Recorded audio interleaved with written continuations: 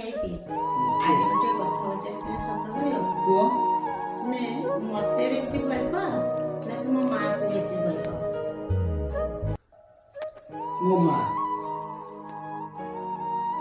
ରାନୁ ଦେଖ, ତୁମେ ମନ ଖରାପ କରୁଛ। ମୋ ମା ମତେ 10 ମାସ 10 ଦିନ ଗର୍ଭରେ ରଖି ଜନ୍ମ କରିଛି।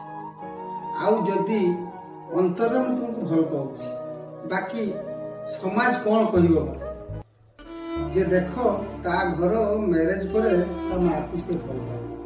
ଆଉ ବୃଦ୍ଧ କାଳେ ମୁଁ ଅପମାନ ସହିପାରିବି।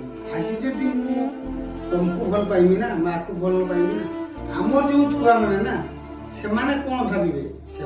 ସେମାନେ ମଧ୍ୟ ଆମ ପ୍ରତି ଏଭଳିଆ ବ୍ୟବହାର କରିବେ।